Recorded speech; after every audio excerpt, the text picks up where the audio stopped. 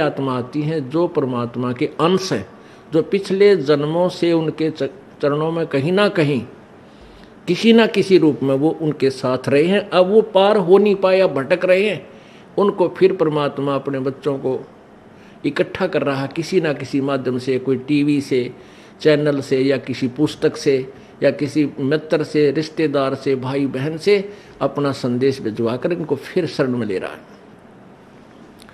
तो ऐसी प्यारी आत्मा जो परमात्मा के बच्चे यहाँ आते हैं और इनके लिए जो सेवा होती है, ये धर्म यज्ञ है। इस धर्म यज्ञ में आपका पैसा लगता है, इससे आपको पुण्य होता है, और जो पैसा आपका किराए में लगा वो भी आपका पुण्य के अंदर लगा। अब पुण्यात्माओं, जैसे जो अनजान व्यक्ति हैं जिनको इस मार्ग का पता नहीं, वो मंगलवार को 100 रुपये का प्रसाद बांटनी है, वो तो वहीं तक सीमित है। हम भी ऐसे ही थे जब तक ज्ञान नहीं था। मंगलवार के दिन 100 रुपये का प्रसाद बांटा करते, घने उमंग भर जाती तो 5.25 का बांट देते, बहुत खुशी होती। तो ना तो उसने बहुत गुणा पुण्य मान लेते थे। अब परमात्मा कहते हैं, जिन हर जैसा सुमरिया बैता को तैसा लाभे, ओसा प्यास न भागे ही जब लग दसे नहीं आबे। कहते हैं जिसने जैसा भगवान की भक्ति सेवा दान किया उसको उतना ही लाभ मिलेगा। ओस चाटन ते प्यास नहीं बुझ सकती, वो तो गिलास पीना पड़ेगा गट गट गट जब प्यास बुझेगी। तो ये जो स्वाप का प्रसाद 100 रुपया पल्ले बांध लिया माता का, हमारे नहीं हो जा, और ये छोटे मोटे जो दान हम करा करते, ये तो ओस चाटन वाली बात थी। और अब यहाँ आपने गिलास के गिलास पीने पड़ेंगे और देगा वही परमात्मा। आप देखना खेल मालिक का भगवान क्या किया करता है। अभी तक हम परमात्मा से सुख लेने के लिए पहाड़ों पर चढ़ गए, बर्फों पर चल पड़े, मालिक वहाँ मिलेगा उस मंदिर में, हम चले गए वहाँ मिलेगा, वहाँ पहुँच गए, कोई संत मिला उसके पास जाने की चेष्टा की, लेकिन वो चीज़ नहीं मिली। अब आपको वो वस्तु मिलेगी जिसकी गुण गाया करते थे, जिसकी आपको चाह थी, तड़फ थी, और जिसके विषय में सदग्रंथ संकेत किया करते थे। भगवान ऐसा करता है, भगवान कोढ़ी को स्वस्थ कर देता है, अंधे को आंख दे सकता है, बांझ को पुत्र दे देता है, निर्धन को धनी बना दे, कंगाल को राजा बना दे, और हर तरह के सुख भगवान ही दिया करता है। तो वो परमात्मा आपको अब मिलेगा, वो ही आपको सुख मिलेंगे जो भगवान दिया करता है। क्या बताते हैं, पर्वत पर्वत में फिरा भाई कारण अपने राम, फिर राम जैसे संत मिले जिन सारे सब काम। परमात्मा की चाह में अपने संकट निवारण के लिए पर्वत पर्वत घूमा फिरा, कहीं भगवान मिल जावे, और ऐसे संत मिल गए जहाँ मेरे वो भगवान जो काम करता है और वो काम वहाँ हो गए हमारे। तो कहते राम जैसे संत मिला जिन सारे सब काम। तो पुण्यात्मा, यहाँ आपको वो सुख होंगे आप सोच नहीं सकते, क्योंकि हम भगवान इतनी तो समझते हैं कि भगवान हमें सर्व सुख दे सकता है, लेकिन वो हो कहीं से नहीं रहे थे। अब आपको यहाँ से वो सुख होंगे जो आप सोच नहीं सकते कि ऐसा क्या भगवान वर्तमान में भी कर रहा है। तो ऐसे संत मिले तो हमें वो सुख हुए। परमात्मा जैसे ही संत मिले जो परमात्मा सुख देता है, तो आपको इस दास के माध्यम से कबीर भगवान परमेश्वर जी आपको वो सुख देंगे जो भगवान दिया करता है, क्योंकि वो पूर्ण परमात्मा है। जो ऐसे व्यक्ति हैं जो इस तत्व ज्ञान से परिचित नहीं है, वो क्या कहते हैं, क्या सोचते हैं कि भी तुम जाते हो, महीने में 2 बार जाते हो, महीने में 1 बार जाते हो, किराया भी लगता है, काम भी आपका, कार्य भी आप छोड़कर जाते हो, तुम क्यों अपना नुकसान कर रहे हो। पुण्यात्माओं, अब उनको तो ज्ञान नहीं इस बात का, वो तो बालक है, अनजान है। जैसे एक कोई शहर का बाबू था, शहर में ही, बड़े शहर में वो पला, वहीं जन्मा पला बड़ा हुआ, नौकरी योग्य हुआ, उसकी नौकरी, उसकी सर्विस लगी रूरल क्षेत्र में, गांव में, और वो अपनी ड्यूटी ज्वाइन करने के लिए गांव में कार्यवर्ष जा रहा था। वहां पर एक खेत में किसान हल जोत रहा था बैलों से और गेहूं बीज रहा था। अब उस शहर के बाबूजी ने तो वो गेहूं अपने घर में देखे थे और एक ठेके में, एक टैंकी में, उसमें से माँ निकाल कर देती थी, नौकरानी आटा पिसवा लाती थी और माता बना के भोजन दे देती थी। वो बाबूजी खा के और बड़ा हो गया था। उसने ये नहीं पता था ये गेहूं कैसे उत्पन्न होता है, कैसे बनता है। और जैसा भी अपना व्यवहारिक ज्ञान उसको था कि भी गेहूं की बड़ा अभाव है अपने भारत में और इसको बर्बाद नहीं करना चाहिए, बड़े संभाल के रखना चाहिए, क्योंकि वैसे माता पिता भी कहते हैं भाई अन्न को बर्बाद नहीं करना चाहिए, बड़ा ये जीवन दाता है। तो वो भी भावना उसमें थी। उसने क्या देखा कि किसान एक थैले में कणक गाल के, गेहूं डाल के और एक पाइप के द्वारा बैलों के पीछे हल पर लगे हुए उस पाइप में से और मिट्टी में वो गेहूं डाल रहा है, मिट्टी में डाल रहा है खेतों में। और कुछ गेहूं अलग रखे हैं जिनको दूसरी ट्रेन में वो उठाएगा। तो उसने देखा कि ये आदमी के क्या मिट्टी में क्या डाल रहा है। उसने देखा गेहूं रखे हैं, ये गेहूं ही बीज रहा है। तो उस किसान से कि मुट्ठी से भी उसने देखा गेहूं डालता है, उसको पक्का हो गया कि ये आदमी मूर्ख है जो ऐसी बढ़िया वस्तु, खाने की वस्तु, अन्न गेहूं को और मिट्टी में डालने लग रहा। अच्छा पागल। अब उसको उस बाबूजी ने कहा उस गेहूं बीजने वाले हाली से, किसान से, कि भैया एक बार रोकना। अब किसान ने सोचा भाई शहर का आदमी दिखा है, कोई रास्ता पूछता होगा। उसने बैल खड़े कर लिए, रोक दिया हाल। हाँ बाबूजी बताओ क्या काम है। तो बाबूजी ने बोला अरे तू मूर्ख है क्या।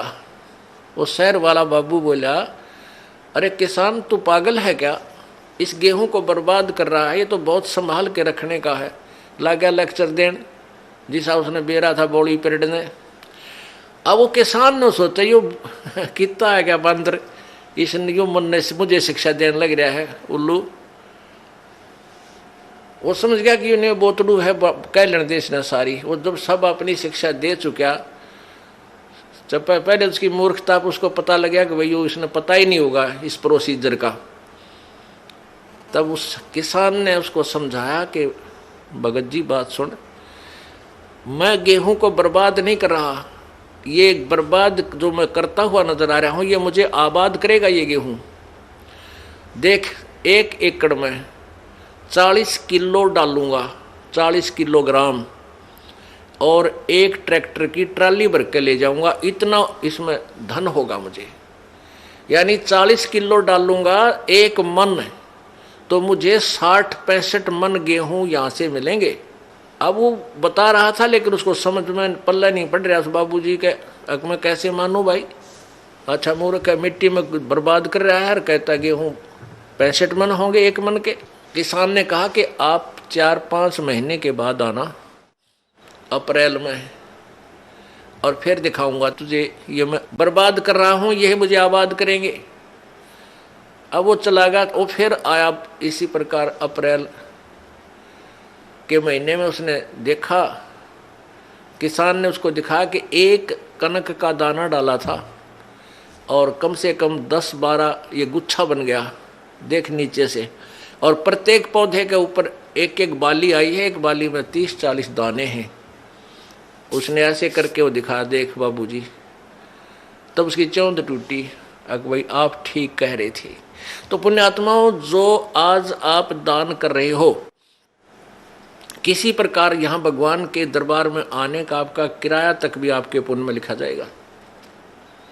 और जो अनजान है वो तो ऐसा समझ लो जिसने कभी देखा ना हो गेहूं उत्पन्न कैसे होते हैं, उस 4 मन गेहूं को ही चिपटा बैठा रहा, उसी को सुरक्षित रखे, आगे कहाँ से मिलेंगे उसको।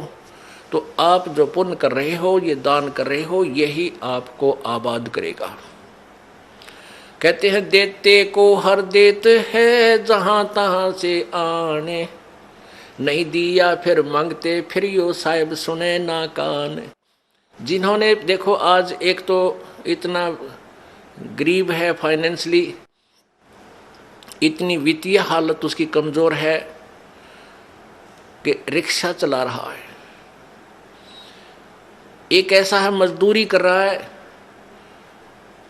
एक रिक्शा चला रहा है, एक उसके अंदर विराजमान है, बैठा है, दोनों ही मनुष्य। तो पुण्यात्माओं, एक गाड़ी चला रहा है ड्राइवर, एक मालिक उसमें बैठा है और गाड़ी भी मालिक की है। तो इतना भेद यूं क्यों हो गया? क्योंकि पिछले जन्म जन्मांतरों की जैसी भी जिनकी भक्ति शक्ति है, जितना भी जिन्होंने पुण्य किया हुआ है, वो आज आपको ज्यों का त्यों दे रखा है। जिन्होंने पीछे कोई पुण्य किया नहीं, वो आज कंगाल है और एक एक पैसे को मांगते फिर रहे हैं। अब कोई नहीं सुना है, अब देते को हर देत है। जिन्होंने दान किया उनके ठाट ठाट कर रखे हैं। छोटा सा बच्चा बिजनेस में लग जाता है और चारों तरफ से उसके पूरी प्रोग्रेस हो जाती है, विकास होता है, क्योंकि उसने पिछले जन्म में पुण्य कर रखे, वो भगवान दे ही देगा, उसमें टोटा होने ना दे उसके। तो इस प्रकार अब आप जो दान करोगे, प्रथम तो आप इस बात से परिचित हो जाओगे कि अब जो दान करोगे उसका बेनिफिट केवल अगले जन्म में लेने की चाह मत रखना। आप जो भी पुण्य करोगे या भक्ति करोगे, अपना जन्म मृत्यु का रोग कटाने के लिए ही करना। फिर रही बात आपको यहाँ की सुविधाएं, ये तो अपने आप मिलेंगी। ये भक्ति का जो बाई प्रोडक्ट है, यहाँ की सुविधा तो आपको फ्री ऑफ कॉस्ट देगा। ये भक्ति की विधि ऐसी है, ये भक्ति का वो यथार्थ वे है, पूजा का साधन है, जिससे आपको यहाँ की सुविधाएं तो अपने आप मिलेंगी, मांगने की आवश्यकता नहीं पड़ेगी आपको। जैसे गेहूं बीज दिया किसान ने, अब किसान का प्रथम उद्देश्य है कि भाई गेहूं हो, मेरा बालक मेरा परिवार भूखा ना मरे, हम जीवित रहें, अन्न को खाएं। और उसके साथ फिर भूसा और बन गया, वो तूड़ा बन गया, तूड़ा जिसको चारा बोलते हैं पशुओं का, वो तो पहले बना। उसका उद्देश्य केवल ये था कि मुझे गेहूं मिले। यहाँ भी आप देखते हो कि कई लोग ऐसे हैं पैसे वाले, इतना उनका बड़ा फार्म होते हैं, इन क्रेनों से कटवा डालते हैं, गेहूं की बाली बाली निकाल लेते हैं और नीचे वो तूड़ा चारा काट कूट देते हैं, अंदर ही पड़ा रहता है। उनका उद्देश्य गेहूं बीजना ही था। और वो जो तूड़ा है, वो चारा, वो फ्री में होता है, वो अवश्य ही होगा। तो आप यहाँ संसारिक जो आपके ये कार कोठी और धन सुविधाएं आवश्यकताएं, ये तो तूड़ा समझो इस भक्ति का, ये चारा आपको आप पे मिलेगा। और असली धन है मोक्ष। जो बाली है वो गेहूं समझो मोक्ष है। हमारा उद्देश्य मोक्ष प्राप्ति रहना चाहिए, ना कि वो चारा ही प्राप्त करना। अगर चारा उद्देश्य रहेगा तो आप परिपक्व नहीं होने दोगे उस फसल को, गेहूं को, और कच्चे कोई पशुओं को डालकर आप भूखे मर जाओगे, कंगाल हो जाओगे। इसलिए हमने इस प्रोसीजर को पूरी तरह समझना है, और वो समझाने के लिए आपको यहाँ बुलाया जाता है। अब बताओ, हमने आपको यहाँ बुलाकर क्या क्या कराना है? कोई काम नहीं, कोई सेवा नहीं। सेवा तो हम आपको तैयार करें पावा सारी, बच्चे लग रहे हैं यहाँ, पुण्यात्मा जिनको पता लग रहा है कि ये सब अपने भाई हैं, सतलोक के वासी हैं। अब ये भूल भटक गए, यहाँ काल के जाल में फंसे हुए हैं, और इनकी जितनी हम सेवा करेंगे, ये मालिक के बच्चे हैं, परमात्मा लाभ देगा सेवा करने वालों को। और आपकी फिर यहाँ ऑपरेशन होगा मोतियाबिंद का। तुम कहाँ फंसे हुए हो, क्या करना था, यहाँ आए किस लिए थे, तुम कर क्या रहे हो? कोटि जन्म तन भर मत होगे, कुछ ना हाथ लग्या रे, कुकर शुकर खरबा बोरे, कौआ हंस बुगारे। करोड़ों जन्म हो गए तो आप जी ने यही कर्म करते हैं ना, अभी तक कुछ भी पल्ले ना पड़ा। आज कोई फैक्ट्री मालिक है, मृत्यु हो जा, कल गधा बन गया, ओ तेरे की। फिर कभी मनुष्य जीवन मिला, फिर कोई पुण्य किया, फिर मनुष्य जीवन मिला, जब वो उसको फैक्ट्री मालिक बना देगा, और फिर मृत्यु। इस जन्म मृत्यु के रूपी रोग से मुक्त होने के लिए आप जी ने इस ज्ञान को समझकर इस भक्ति मार्ग को उसी उद्देश्य से ग्रहण करना चाहिए जो इसका मूल उद्देश्य है। देते को हर देत है जहां तहां से आन, ना दिया वो मांगते फिरियो साहेब सुने नहीं कान। अपने आत्माओं, आप कथा सुना करते थे कि द्रौपदी को नंगा करने लगे, उसका चीर उतारना चाहते थे और उसका चीर नहीं उतरा, उसको नी वस्त्र नहीं कर सके। उसके पास कौन सा जादू था, वो भी तो एक इंसान थी। और आप यहां देख रहे हो ना जाने कितनी बहन बेटियों के साथ बेइज्जतियां की जाती हैं, उनकी रक्षा क्यों नहीं होती? वो क्या वो पुकार नहीं करती आपत्ति में? क्या वो भगवान को याद नहीं करती उस समय जब उनके ऊपर आपत्ति आती है, कोई दुष्ट दुखी करता है? अवश्य करती हैं, लेकिन उनका पिछला कोई संस्कार पुण्य ऐसा नहीं जिसमें भगवान मदद कर सके। तो ये दुर्गति नकली संतों ने करवा रखी है हमारी, जो जिनके पास भक्ति मार्ग था नहीं, संत बन बैठे, उनके आधार पर ये भोली आत्मा उनको संत परम संत जान के वहां अपना जीवन बर्बाद करके भूत प्रेत बन गए, कोई गधा बन गया। अब ये इस परेशानी को उठा रहे हैं और साथ में और दोषी बन रहे हैं, दूसरों को सता कर ये पाप भूत बनकर भी पाप कमा रहे हैं, दूसरों को दुखी कर रहे हैं। अब यहाँ आने के बाद परमात्मा इनको सीधा कर देगा, अब पे भाग जाएंगे परमात्मा की भक्ति की में इतनी शक्ति होती है। अपने आत्माओं, द्रौपदी जो थी उसकी रक्षा क्यों की भगवान ने? क्योंकि उसने पुण्य किया हुआ था।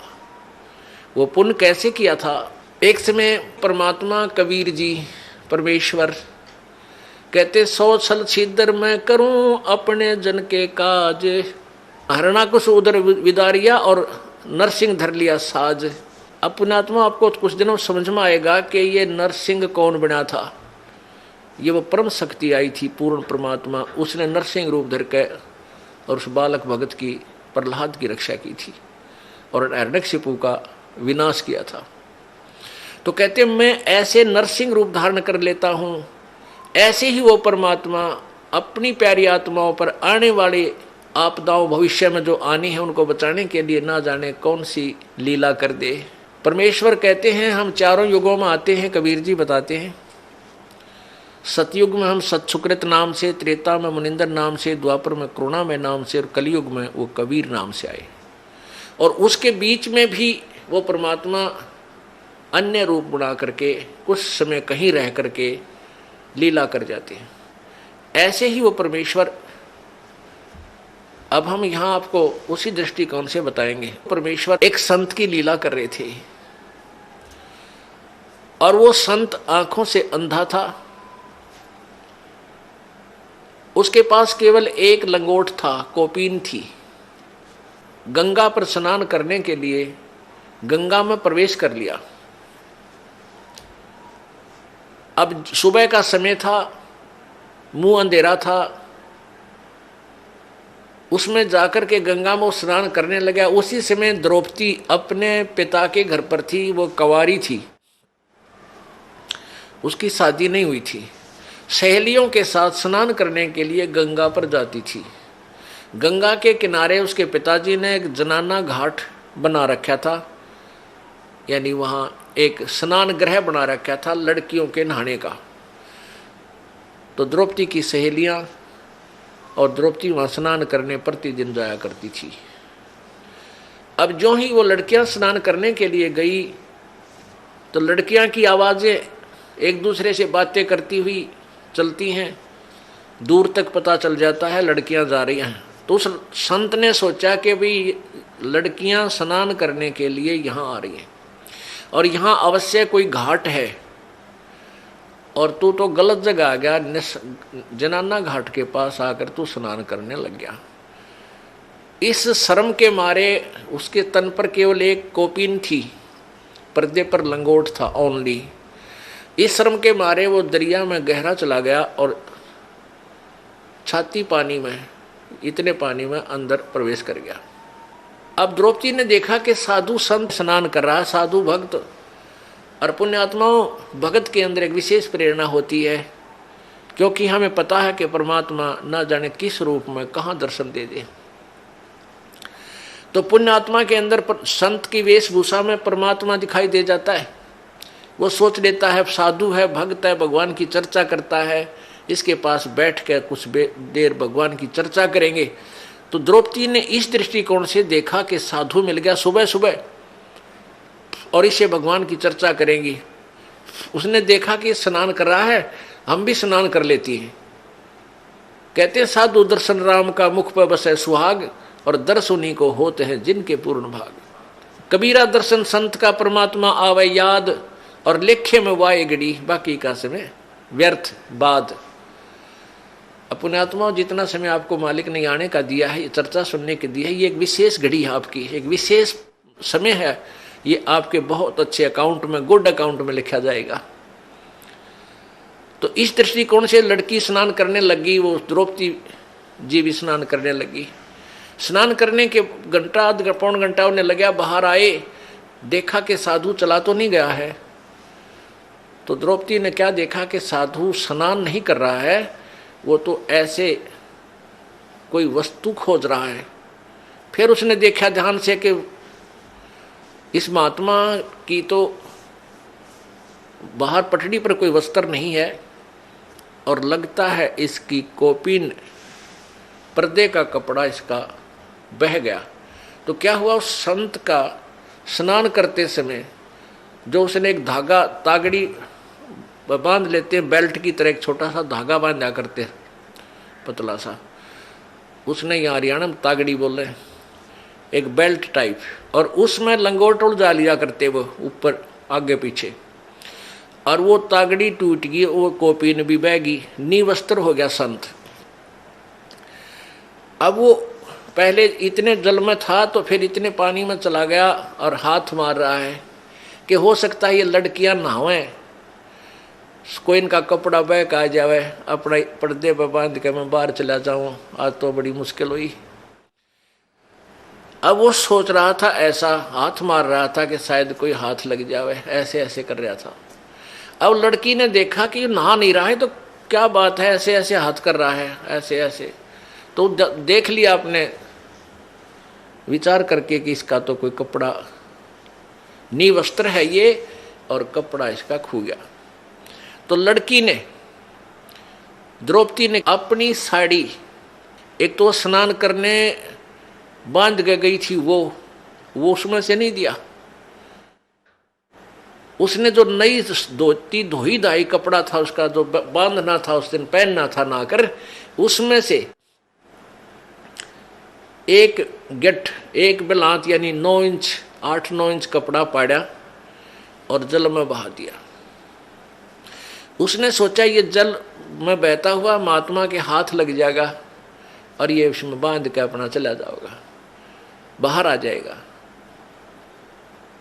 तो महात्मा के हाथ नहीं लगा, संत के हाथ नहीं लगा। उसने फिर दूसरा कपड़ा पाड़ कर डाला, फिर तीसरी ऐसे ही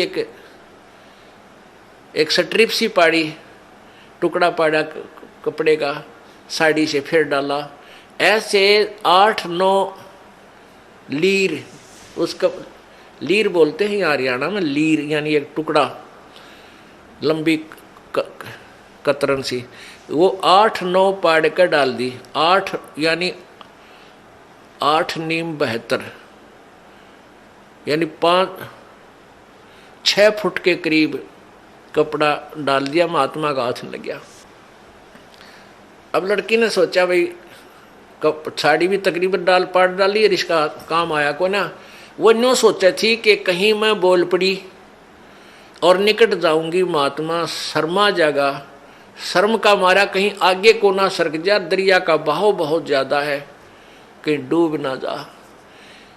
फिर उसने सोची तो मुंह तो नहीं बोलूंगी नहीं, एक लंबी लकड़ी ले ली, जंगल से लंबी लकड़ी लाई ढूंढ गए और उसके एक लीर और पाड़ी, एक टुकड़ा और फाड़ा 8-9 इंच का, और उस लकड़ी का लपेटा दे के, और महात्मा ऐसे हाथ मार रहा था, उसके हाथ के निकट कर दी।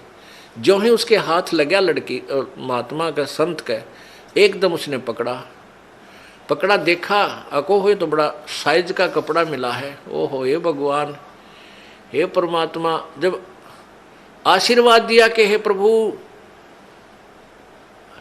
आपने बड़ी दया करी अपने दास पे।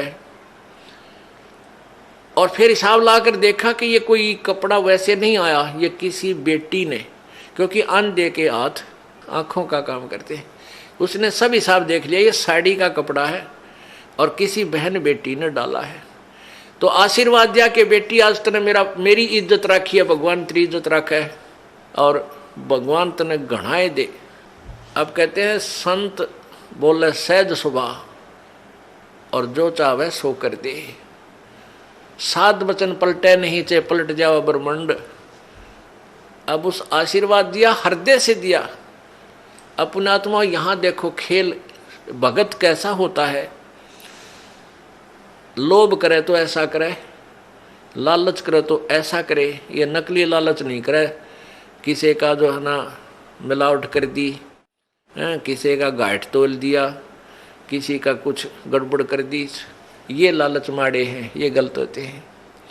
लोभ करे लालच करे तो ये करे कि वहाँ लड़की ने देखो, द्रौपदी राजा की लड़की थी और नौकरानियाँ और सहेली छोटे घरों की होती थी, न जाने कितनी उनके साथ थी। और वो एक बांदी को कहती कि तू अपनी साड़ी में तो फाड़ के टुकड़ा डाल दे, तो वो तुरंत डाल देती। पता था कि राजा की लड़की मुझे इससे भी सुंदर साड़ी लाकर नई दे देगी, और राजा की लड़की का आदेश मोड़े कौन नहीं, उसको उल्लंघन नहीं हो सकता। लेकिन वहाँ उसने देखा कि यदि मैं अपनी साड़ी आज मैं दान करूँगी मुझे मिलेगा, और बांदी करेगी तो बांदी को मिलेगा। इतनी गलती मैं क्यों करूँ, अपनी मजदूरी इसको दूँ। तो यहाँ भगत को इस दृष्टिकोण से भी बहुत सोचना होता है। अपना लालच लोभ अब इस टाइप का करे, यहाँ के धन जोड़ने का लोभ आपका विनाशक होता है, और लूटन का नहीं करे, लूटने का करे परमात्मा के नाम पे। फिर देखना, अब वहाँ तो वो अपने घर चलेगी, संत चले गए, द्रौपदी का ब्याह हो गया। विवाह होने के बाद फिर राजा युधिष्ठिर ने एक महल बनाया शिष्य का। द्रौपदी पांचों पांडवों की साजली पत्नी मां के आशीर्वाद से होगी। उधर से दुर्योधन जो था वो धृतराष्ट्र का पुत्र था, और युधिष्ठिर अर्जुन हर का चचेरा भाई था, यानी ताऊ का लड़के थे। अब धृतराष्ट्र अंधा था, पांडव उनका पिता जो था युधिष्ठिर हर का वो अंधा नहीं था, तो उसको बड़े भाई को वैसे राज, बड़े बेटे को राज मिलता है, धृतराष्ट्र को राज नहीं मिला था इस कारण से, अंधा होने के कारण। इसलिए युधिष्ठिर के पिताजी को राज्य प्राप्त हुआ था। उधर से दुर्योधन ईर्षा रखता था कि ये राज हमें क्यों नहीं मिला। उधर क्या हुआ कि जब इन पांडवों ने अर्जुन होर ने एक महल बनाया शीशे का, काफी शीशा लगा हुआ था, अधिकतर उसमें आर पार पारदर्शक। और एक दिन दुर्योधन उसमें चला गया महल में, द्रौपदी वहां पर थी। उसने देखा कि दुर्योधन की टक्कर लगी, शीशा दिखा को नहीं, टक्कर लगी तो एकदम वो ऐसे गिरता हुआ मुश्किल से बचा। और द्रौपदी ने हंस के मजाक करते हैं जैसे अपने छोटे पति के छोटे भाई से यानी देवर से मजाक कर दिया, कहा कि अंधों की संतान अंधी ही होती है। अब उसने कहा था एक हंसी मजाक में, और वो मान गया दुख गणा। इस बात को सुनकर उसकी तनमन में आग लगी और उसका प्रतिशोध लेने की सोचने लग गया। तो क्या किया उन्होंने, जुए में युधिष्ठिर को खिलाया और जुए में सारा राज भी जीत लिया, और द्रौपदी को भी दांव पर लगा दिया युधिष्ठिर ने, और द्रौपदी भी जीत ली। अपने आत्माओं आम जिन के गुण गावें, इस महाभारत ने पढ़ कर हम राजी हुआ करते, प्रसन्न होते थे, हमें कोई पुण्य मिलेगा। इनकी कहानी पढ़ कर देखा तो हे भगवान बता, ऐसा भी कोई निकम्मा होगा अपनी पत्नी ने जुए पर ला दे। इनके सारे इतिहास इतने बेकार, और हम इन न पढ़ा करते, इनसे हम क्या शिक्षा लेते। आगे देखना क्या होगा इनका, इस कथा के अंदर आपको बहुत निष्कर्ष मिलेगा। अब उधर से एक नौकरानी भागी आई दौड़ी दौड़ी। दुर्योधन ने कहा कि जाओ लाओ उस अर्जुन की पत्नी को यहाँ बैठाओ मेरी जांग पे लाके नंगी करके। देख कितनी बेहुदी बात, और भरी सभा में। अब ये बात सुनकर वह नौकरानी भागी आई किसके पास, द्रौपदी के पास, और कहा द्रौपदी आज तक बात बिगड़ गई, आपको जुए में जीत लिया कौरवों ने, और आपको वहां पर नंगा करेंगे। दुर्योधन कह रहा है कि उसने मुझे अंधे की संतान कहा था, और हम अंधे की संतान हैं, हमें कुछ दिखाई नहीं देता, वो उसको शर्म क्या आएगी, उसको नंगा करो मेरे सामने, हम तो अंधे हैं। अब द्रौपदी का यह बात जची नहीं कि ऐसे कैसे हो सकता है। उस नौकरानी से द्रौपदी ने पूछा वहां और कौन बैठे हैं, कि पांचों पांडव बैठे हैं, चाचा विदुर बैठा है, और भीष्म पितामह, द्रोणाचार्य और कर्ण, और साथ में 101 कौरव बैठे हैं। द्रौपदी ने कहा कि नालायक, इतने आदमियों में और मुझे नंगा कैसे करेंगे, तेरा दिमाग खराब है। अब नौकरानी नहीं बोली, कहा क्या बोलूं, मैंने जो सुना था बता दिया। इतने में दुशासन जो दुर्योधन से छोटा था वो दुष्ट गया और द्रौपदी को पकड़ के केस बाढ़ पकड़ के और घसीट के लाया और वहाँ खड़ा कर दिया। और दुर्योधन ने कहा कि इसके कपड़े चीर उतार दो, इसको नंगा करो और मेरे जांग पर बैठा दो। यानी गंदा, कितनी बेहुदी हरकत, और भरी सभा में वो दुष्ट करने जा रहा था। और वहाँ कौन कौन विद्यमान थे, पांचों पांडव बैठे हैं, उसके पति द्रौपदी के, और भीष्म पितामह द्रोणाचार्य जो गुरुजी थे, और कर्ण, ये तीनों एक नंबर के योद्धा थे। और इन तीनों में से एक भी खड़ा होकर ये कह देता उस दुर्योधन और दुशासन को, खबरदार इस बेटी का हाथ लगाया। वो इतने योद्धा थे, पता था दुर्योधन को कि तुम्हारा सर्वनाश कर देंगे, तो हिम्मत नहीं थी दुशासन और दुर्योधन की इस द्रौपदी की चीर का हाथ लाने की। लेकिन उस दुर्योधन के मलिन अन्न को खाकर उनकी भीष्म पितामह द्रोणाचार्य और कर्ण की भी आत्मा मलिन होगी, उनके अंदर भी गंदापन छा गया। और उस लड़की को नंगा देखने के लिए वो भी वहीं विराजमान रहे। और उन्होंने उठकर ये भी नहीं कहा तुम के जुल्म कर रहे हो, क्या करने जा रहे हो, इंतजार करते रहे, बैठे हैं कि कब नंगा हो, कब नंगी होगी। तो उनमें के मलिनता होगी। सोच लेना पुण्यात्माओं, जिनको हम बड़े बहादुर और बड़े नेक व्यक्ति मानते थे। उस पूरी सभा में जब उसने देखा अपने पांचों पांडवों की तरफ, पांचों पांडवों की ओर देखा कि ये अभी इन कौरवों को सीधा कर देंगे, मेरी बेइज्जती को नहीं देख सकते। लेकिन वो बंध चुके थे, वो उसको दांव पर लगा चुके थे, वो मर्यादा में बंद कर बैठ गए थे। उन्होंने भी ऊपर को नहीं देखा। जब द्रौपदी ने पुकारा मेरी रक्षा करो, पांचों पांडव नीचे जमीन पर ऐसे गर्दन करके और ऐसे जमीन खोदने लगे। फिर भीष्म पितामह द्रोणाचार्य और कर्ण से पुकारा कि मेरी रक्षा करो। वो तीनों ने भी कोई उत्तर नहीं दिया, कोई रिस्पॉन्स नहीं दिया।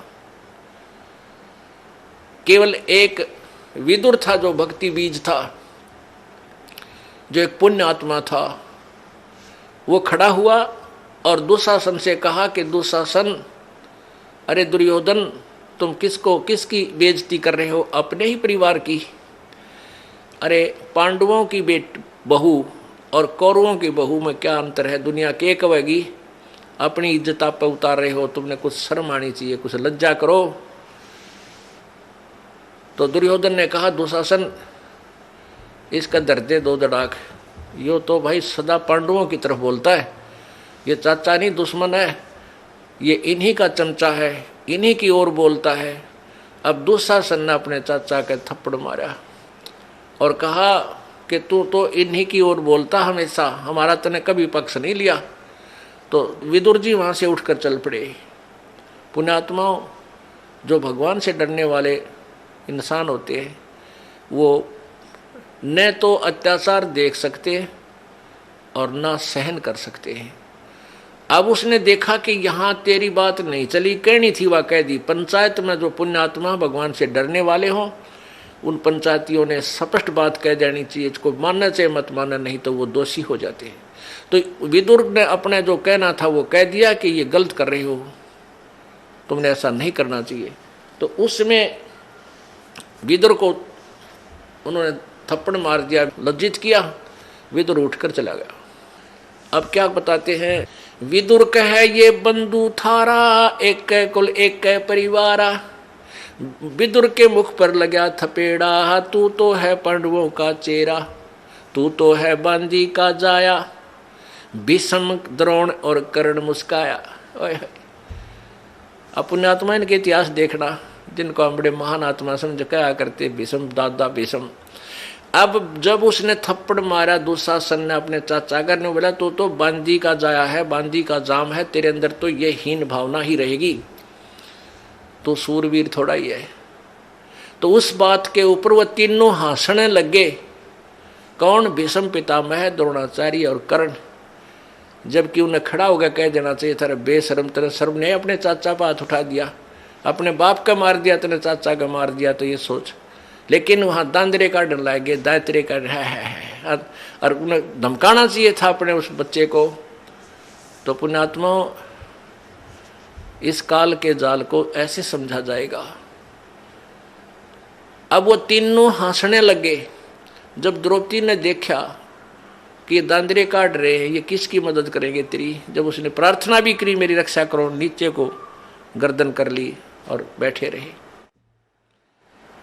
अगर भीष्म पितामह द्रोणाचार्य कर्ण के मन में दोष नहीं होता, उठकर चले जाते, और उधर से दुशासन चीर पकड़कर उसको नंगी करने के लिए तैयार है, और वो बैठे हैं वहां पर।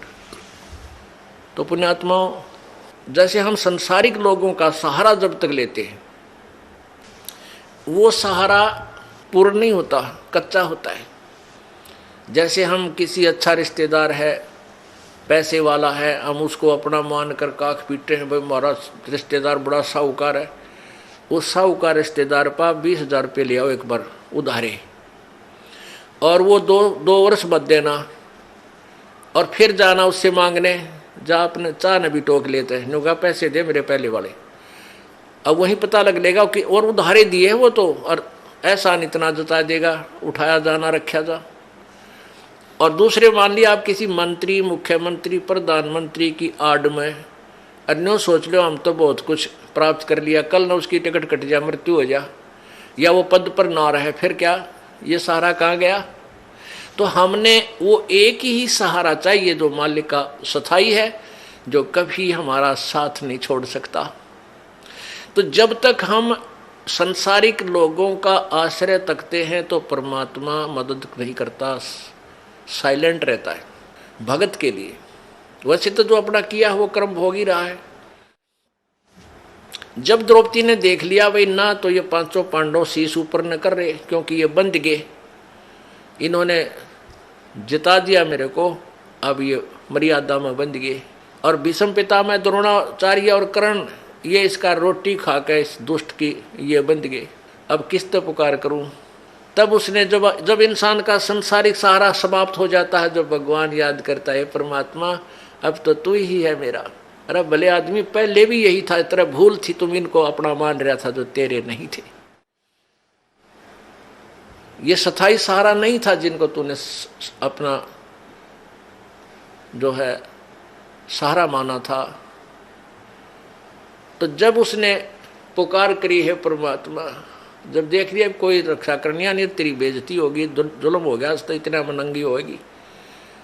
अब बेटी ने यह सबसे बड़ी चिंता होती है, सबसे बड़ा दुख है इसकी जीवन का।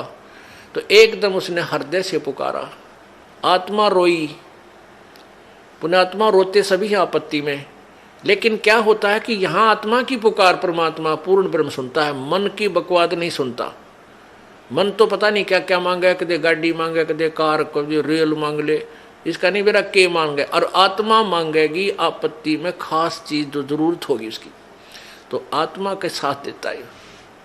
तो जो ही उसकी आत्मा की पुकार और यहाँ एक धर्मराज बना रखा है इस ज्योति निरंजन ने, और उस धर्मराज के पास न्यायाधीश के उसमें कंप्यूटर में यानी सबके पुण्य डिपॉजिट होते हैं, जिसका जैसा पुण्य बना है शुभ कर्म।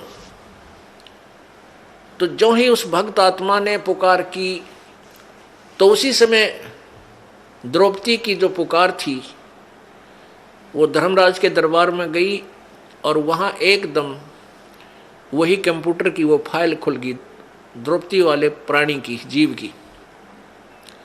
तो धर्मराज ने देखा भी आपत्ति आई है इस आत्मा पर देखो इसका कोई मदद बन सकती है कि नहीं। उसने जो ही उस कंप्यूटर में देखा तो एक संत, परम संत को इसने बगैर किसी डिमांड के, नी इच्छा के एक इम्पोर्टेंट दान कर रखा है, पूरी साड़ी की साड़ी दान कर रखी है, और संत ने उसके प्रतिफल में एक आशीर्वाद दिया है और इसके प्रतिफल में मैं इसका खूब मदद कर सकता हूं। तो वहां से वो बटन ऑन कर देता है। तो क्या होता है कि यहाँ पांचों पांडवों के जो आध्यात्मिक गुरु थे वो श्री कृष्ण जी थे। पुण्यात्माओं, जैसे भी जिस भी इष्ट की जिसने भक्ति करनी है उसका गुरु अवश्य होना चाहिए, तभी उसको कुछ राहत ईश्वरीय एक्स्ट्रा ऐड मिलती है। तो उधर से वो धर्मराज के दरबार से और वो जो पुण्य था वो आया श्री कृष्ण जी के अंतःकरण में, उसके कंप्यूटर में टक्कर मारी आकर एकदम। और ये सब लीला पूर्ण ब्रह्म करवाता है, कबीर भगवान करता है। उसमें श्री कृष्ण जी अपनी पत्नी रुक्मणी के साथ अपने महल में शतरंज खेल रहा था। अब इस बात को समझना पुण्यात्माओं, क्योंकि आध्यात्मिक ज्ञान है, बड़ी गहराई से सोचना पड़ेगा आपने कि हम किसको कर्ता मान रहे थे, वास्तव में कर्ता है कौन।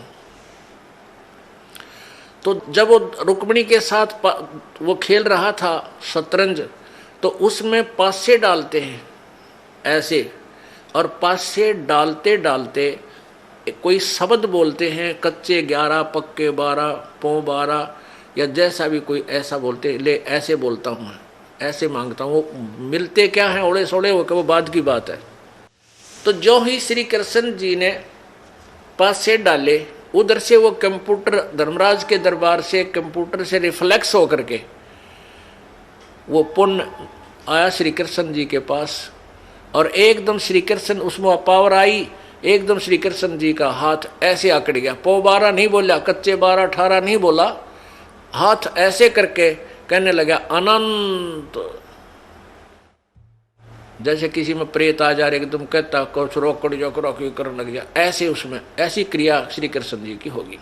तो रुक्मणी ने हाथ पकड़ा और हंसने लगी, कहने लगी ये अनंत क्या है, ये कहते 11 बोल के 12 बोलने थे, ये अनंत क्यों कहा। तो वहां श्री कृष्ण जी ने के अंदर वो चेतना दी काल परमात्मा ने। अब क्या बोली वो पावर जो श्री कृष्ण जी के अंदर आई थी, रुक्मणी कर पकड़ा मुस्काई, हाथ पकड़ के हंसन लगी और अनंत कहा, मोकू समझाई, यो अनंत क्यों कहा तने मुझे समझा। अब कहते हैं दुशासन ने द्रौपदी पकड़ी और हमारी भक्ति सकल में सिकरी, जय हमारी भक्त पिछोड़ी होई तो हमारा नाम न लेवे कोई। तंदे ही से पासा डारी, वो तो वहां खेल रहा है, फिर पासे खेलने लग गया इतना कह के। तो वहां से वो शक्ति, वहां से जैसे अब यहाँ कंप्यूटर आजकल जो चल पड़े हैं, इनसे बहुत कुछ राहत हमें आध्यात्मिक ज्ञान सुनने में मिलती है। जैसे कंप्यूटर लिखने वाले क्या करते हैं, एक पॉइंट से लेते हैं, फिर उससे आगे उसका लेखन कार्य उसी से करते हैं, कितना कर लो जाए।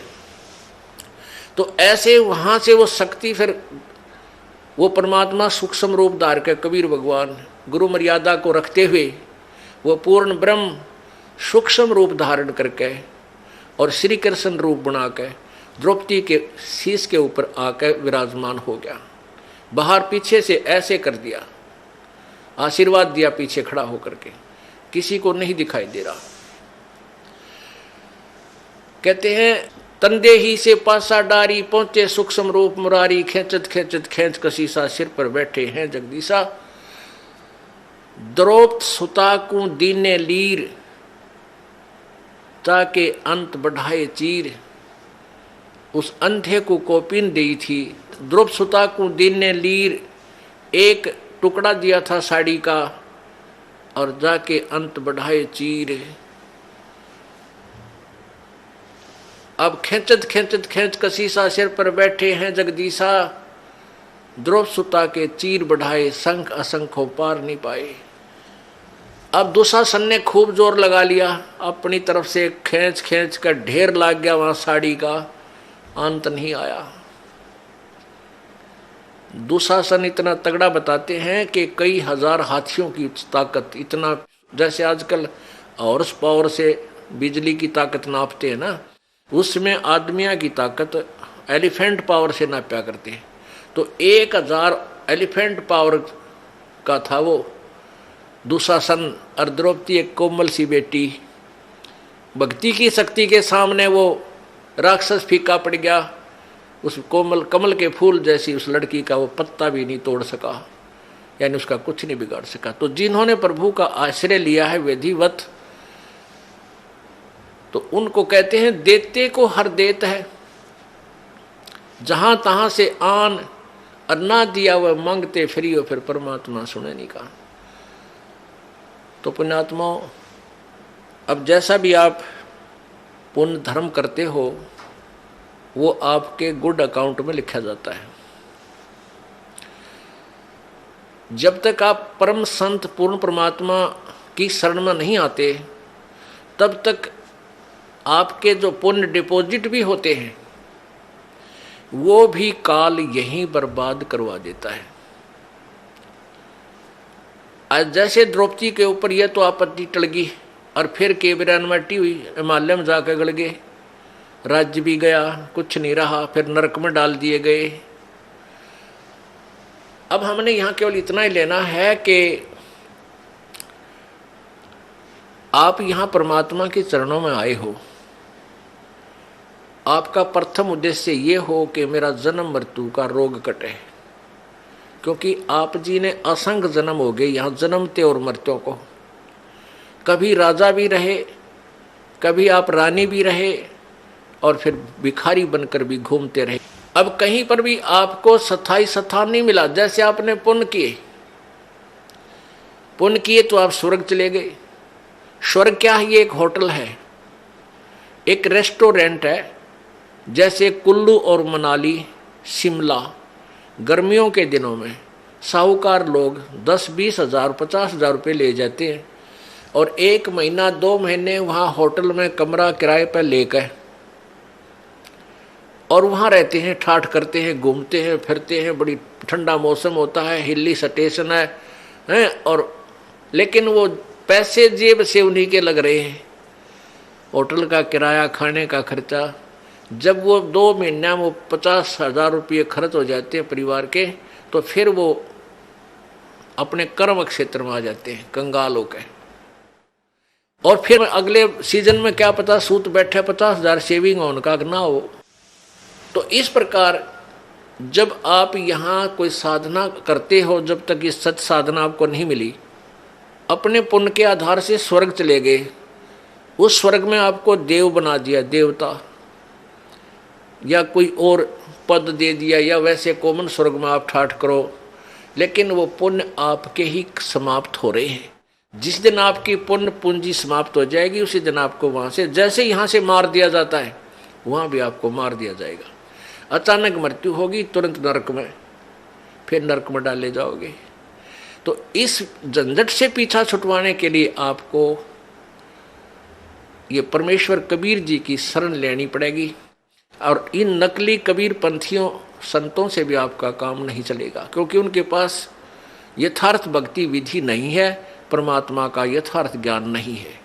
तो पूर्ण संत से, और जिसके पास वो मोक्ष जड़ी हो, वो मंत्र है सतनाम और सारनाम, वही आपको इस जन्म और मृत्यु के झंझट से छुटा सकता है। तो वो जड़ी इस दास को परमात्मा ने दे रखी है। आप अब शिक्षित समाज है, पढ़ा लिखा एजुकेटेड जो है ना पूरा समाज हो गया है, बहन बेटी भाई। अब आप इस तत्व ज्ञान को जो दास आपको बताता है, जो परमेश्वर ने इस दास को बताया है, सदग्रंथों में विद्यमान है, इसकी तुलना करो आपके गुरुजियों के ज्ञान से, और फिर देखो वो अधूरे हैं या पूरे।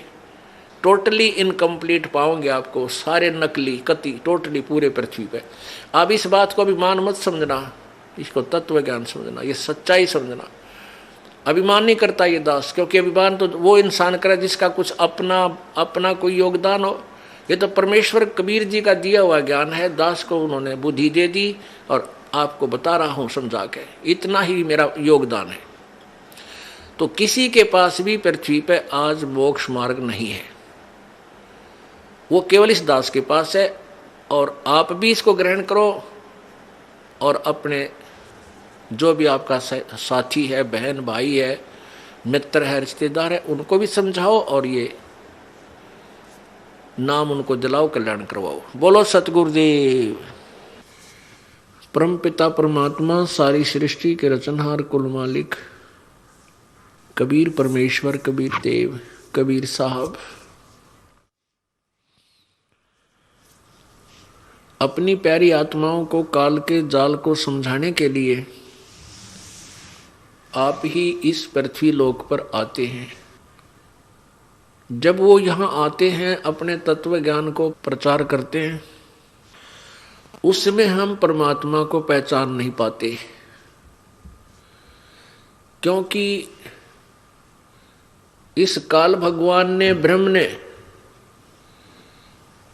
पूरे मानव समाज में अज्ञान भर रखा होता है। उस अज्ञान आधार से अज्ञानी ऋषियों, संतों और गुरुओं ने परमात्मा को निराकार बता रखा होता है। उस सिद्धांत के आधार से हम परमात्मा को निराकार मानते रहते हैं,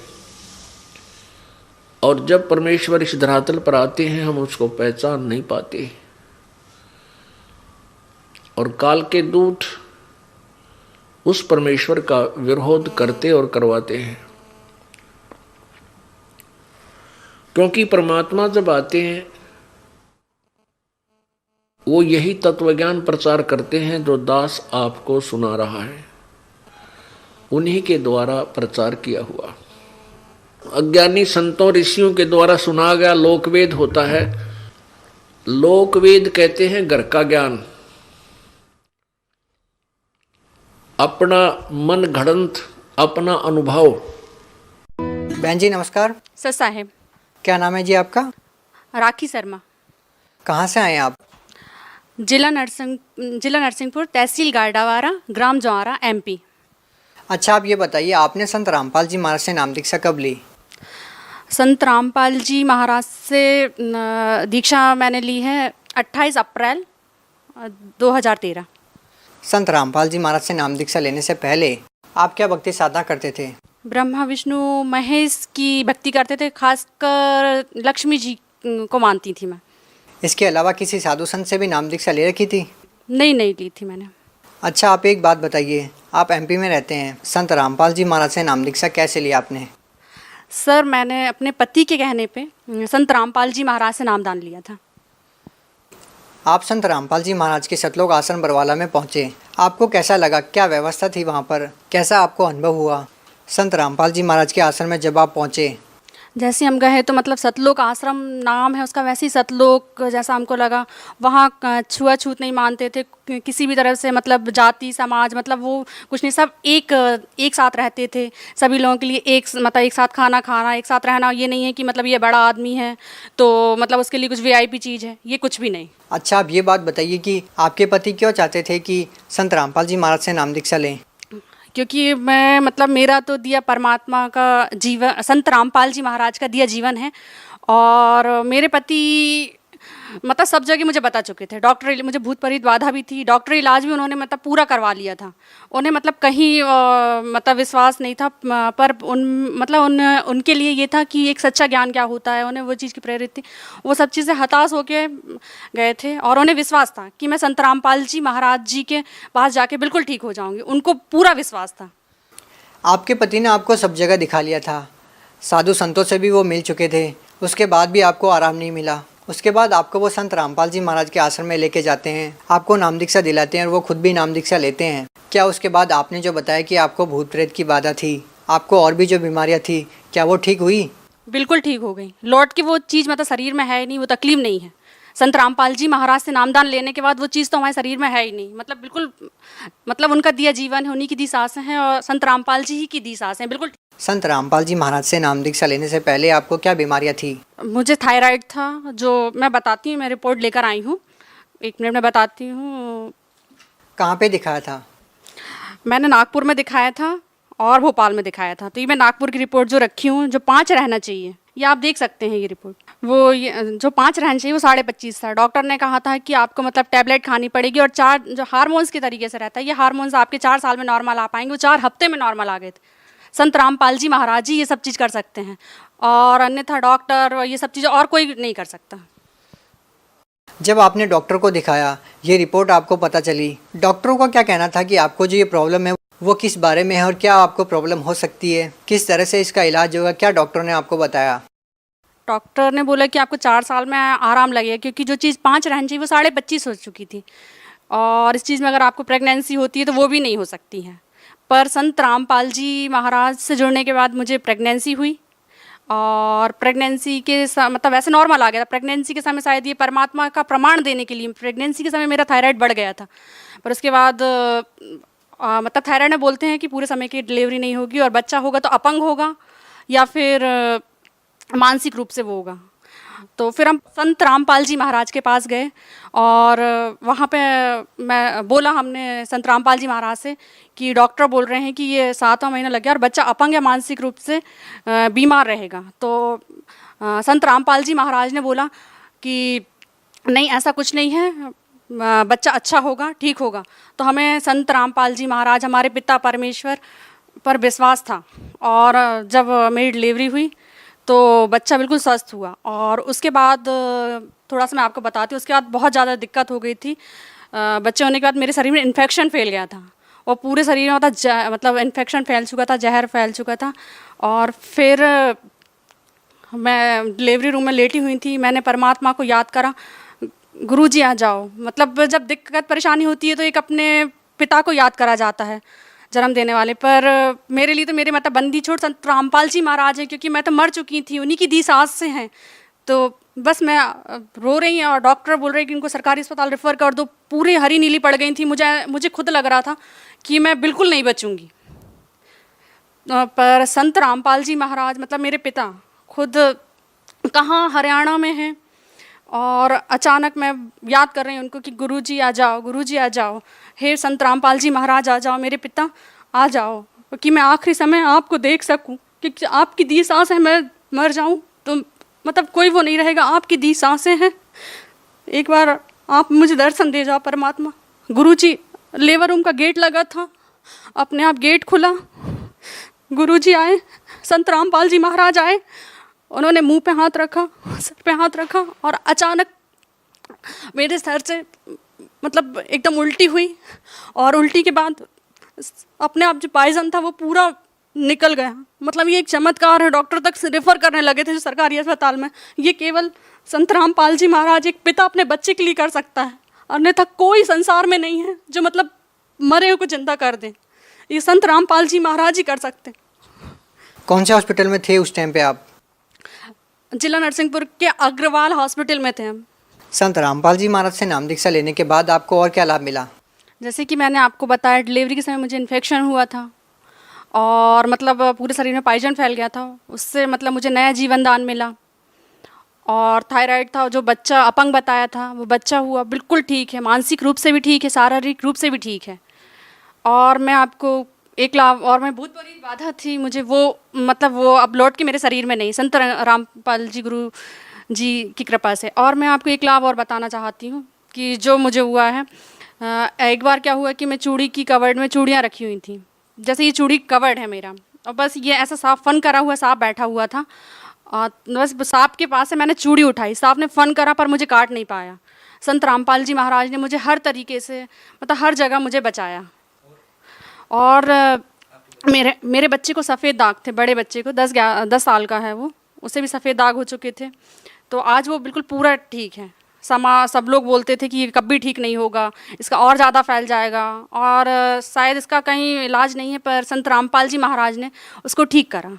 और मेरे हस्बैंड को सोराइसिस है, उसमें भी उनको काफ़ी आराम है। भगत समाज को क्या संदेश देना चाहते हैं? भगत समाज को संदेश देना चाहते हैं कि आजकल ये झूठे गुरुओं के चक्कर में ना पड़े। संत रामपाल जी महाराज सच्चा ज्ञान देने आए, प्रमाणित ज्ञान है। आपने कहा कि झूठे गुरुओं के चक्कर में ना पड़े। अब हजारों की संख्या में जब धर्मगुरु हैं तो लोग कैसे पहचानें कि कौन झूठा है और कौन सच्चा?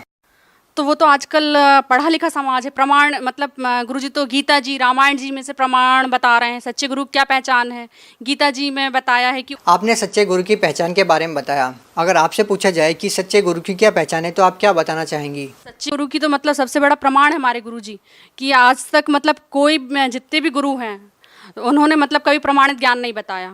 कोई ब्रह्मा विष्णु महेश की, तो कभी कोई किसी की भक्ति बता रहे हैं। मतलब जो प्रमाणित ज्ञान है और उल्टे वृक्ष को सीधा का बताए, सच्चे गुरु की वही पहचान है, गीता जी में बताया गया है।